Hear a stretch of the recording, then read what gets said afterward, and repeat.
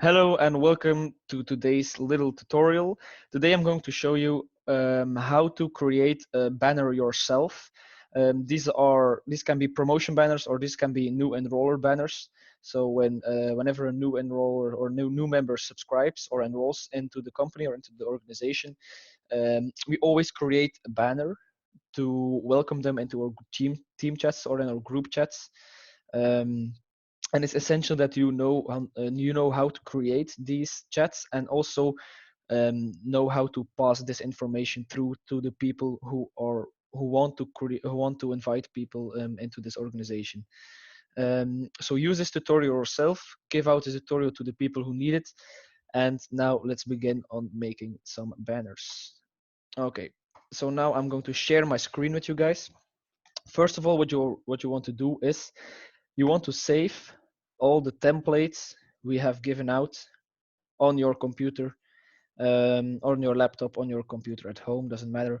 Just save them in a file. I'll call my banners and save the flag from, I have the one from Belgium and the one from Denmark right here. Okay. Now, what do you want to do? From the moment you have a new person enrolling, you have a new person coming into the organization, you will want to ask one picture from them. A good picture where they are like smiling, they are good looking, just a regular good picture. And we are going to use this for our banner, our new partner banner. Okay. So make sure you can like add different folders for each person. I'm going to use mine for today, and make sure you have all these templates and these flags saved beforehand to make sure everything um, will go as smooth as possible. Okay, because creating a new banner should only take 2 or 5 minutes. Now, what tool do I use? I use an online Photoshop editor called Photopea. You can use any online photo editor you want, but I use this one because it's quite fast. I know my way around it. So the first thing you're going to want to do is select the template you want. We are creating a new partner banner today, so I'm going to select the new partner banner, and I'm just going to drag it into my online screen, onto my Chrome screen. Okay, and you will see the surroundings lighting up. So from the moment I drag this into the screen and release it, there you go.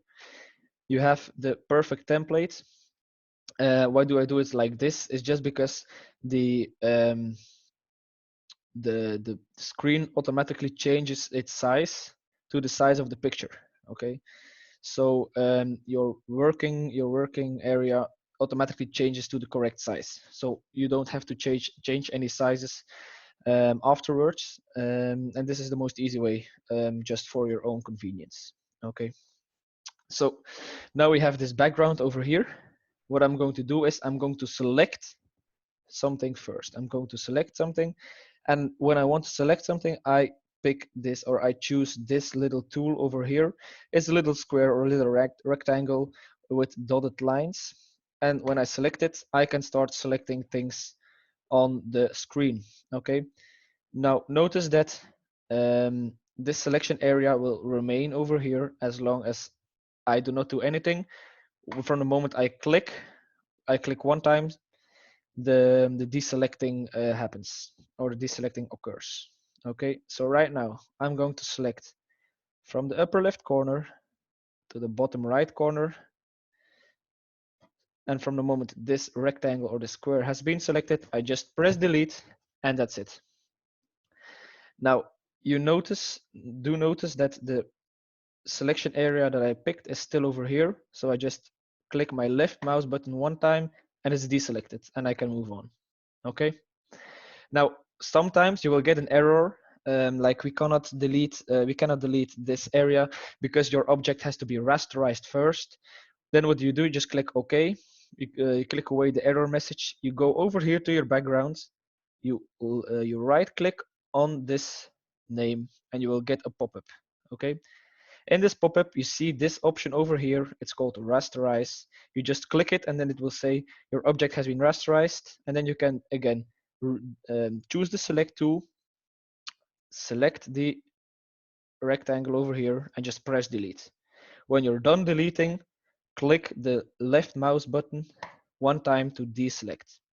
Okay.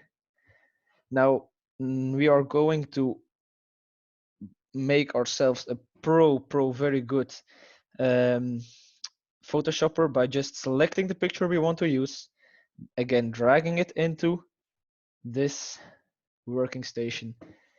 And now it's very important to know that you can only resize this image, so make it more wide, make it wider, make it narrower, make it bigger, smaller, just so any type of resizing is done when the picture is just added to the working space. So let me just resize this a little. Okay. When I'm done, I click the move tool. So this is the tool we use. This is the button you have to click when you want to move things around. And I can start moving things around. Now, do notice I didn't make my picture wide enough, but I cannot change anything. What do? You just simply delete the picture, you reselect it again, and you make sure that it is wide enough. Okay, so now I click the move tool, I move it in the correct position, and now I'm going to make some magic happen. This file or this thing, we are going to drag it underneath the background file. Okay, so you take this, you select it, and you just drag it underneath. You want to drag it as far as it goes, and make sure that you see this black line. This black line means, okay, you want to put it over there, that's fine. And now we have this. And I can still select this and move it around. Okay, so I can move it in the correct position, the position I want to. There we go. And now we already have the most difficult part of our banner done. Okay, what are you going to want to do next is select the Belgian flag, drag it onto the picture as well, resize it a little because otherwise it's too large, and then just start moving it. But you don't see it anymore. How does this? Why does this happen? It's because the flag of Belgium is below the background. It's after the. It's like behind the background. Okay, so just select it and drag it on top until you see the black line coming on top. On top, there you go. And now we have our Belgian flag. Now we can just drag this down over here, and we have our Belgian flag. Okay. Usually I put the flag on the bottom left corner just for layout purposes. I think that this is the best place to put them. Okay. Now, the next thing we want to do is add some text, and this is the last part as well. Okay. So how do we add text? Over here we have this little text tool with the T. You just click it and you can start typing. You just click on the picture where you want to type, and before we start typing, we will select the color we are going to type in. Okay. We will select white. Okay. And we can just start typing now. I will type Belgium. What do we see right now? We see Belgium being typed over there, but it's really, really small. So what do? I move my cursor over there. I just double click it. And over here, we can resize it. I click the button and I start dragging it up to resize it. Okay, this is a good size. Now I do want to move it again, so I go back to my toolbar and I select the move tool up top. And now I can start moving this object until it's in the correct place. Okay. The last thing you want to do is add the name of your new member.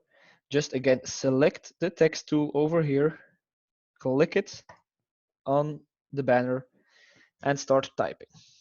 I'm going to type, oh,